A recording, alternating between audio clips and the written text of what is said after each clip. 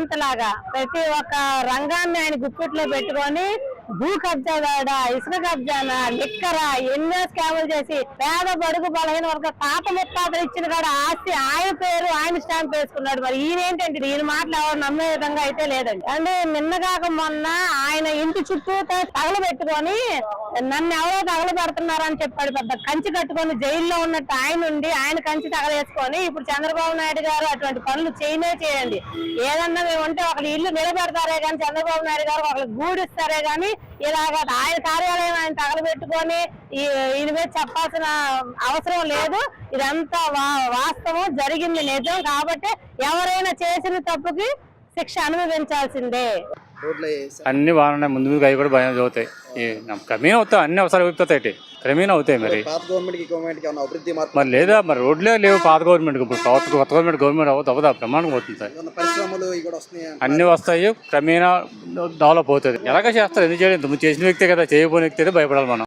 జగన్మోహన్ రెడ్డి మీడియాతో మాట్లాడుతూ నెక్స్ట్ మా గవర్నమెంట్ వచ్చిన తర్వాత పరిగెత్తించి కొడతాం అది ఇదని మాట్లాడతాం సార్, మీరేమంటారు? అలాంటి వాడి గురించి మాట్లాడు కూడా చాలా తక్కువే.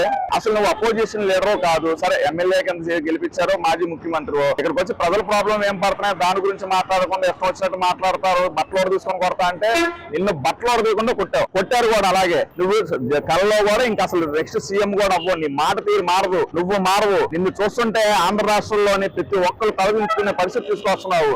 బాగానే ఉందండి, అన్ని రోడ్లు గీడ్లు అన్ని పనులు బాగా చేస్తుంది. పెన్షన్ కూడా ముందుగా ఇస్తుంటండి. అంత ప్రస్తుతానికి ప్రజలు ఇబ్బంది లేకుండా ఉన్నారండి. అదండి మరి ఏ పనులు ఏ అభివృద్ధి లేదు, ఏ రోడ్లు ఎక్కడ పాడైపోయి ఉండేయండి. ఎక్కడికక్కడ రోడ్లు గతకలు లేకుండా బాగా చేస్తుంటండి, బాగా చేస్తుంది. వస్తే మరి చదువుకున్న పిల్లలకి వాళ్ళకి అవకాశం ఉంటుందండి, ఉద్యోగాలు తెస్తారండి. తేగలరు, దమ్ము ఉందండి ఆయనకి, రెండో చేయగలరండి. చేసే శక్తి ఉందండి. అవతల పవన్ కళ్యాణ్ ఉన్నారు, ఆయన ఉన్నారు, చెందుతుందండి. వీళ్ళే 10 సంవత్సరాలు పరిపాలిస్తే రాష్ట్రం ముందుకు వెళ్తుంది. జగన్మోహన్ రెడ్డి మీడియాతో మాట్లాడుతూ కావాలనే ఇదంతా కేసులు ఇరికిచ్చారు, చంద్రబాబు నాయుడు గారు కావాలనే చేశారని మాట్లాడటంపై వంశీని కేసులో కావాలని విగించడానికి ఈ కేసు ఎప్పుడుది? మీ గవర్నమెంట్ లో రాక్షసుడు జగన్మోహన్ రెడ్డి పరిపాలనలో జరిగింది ఈ గొడవ, గన్నవరం పార్టీ ఆఫీస్ గొడవ. అప్పుడు జరిగిన కేసులు ఇప్పుడు మాట్లాడుతున్నారు. అప్పుడు తగలబెట్టింది ఎవరు? గన్నవరం ఆఫీస్ మీద వెళ్ళింది ఎవరు? పొలమైన వంశీ గారి మనుషులు కదా, అడవి అన్ని తెలుసు కదా, మీరు చూసారా? అప్పుడు నువ్వు ఏం చేసావు? గవర్నమెంట్ నీది, నీ గవర్నమెంట్ లో నువ్వు చేసిన తప్పులకి కమ్మల మీదకి కమ్మలు వెళ్ళాలి, రెడ్ల మీదకి రెడ్లు వెళ్ళాలి,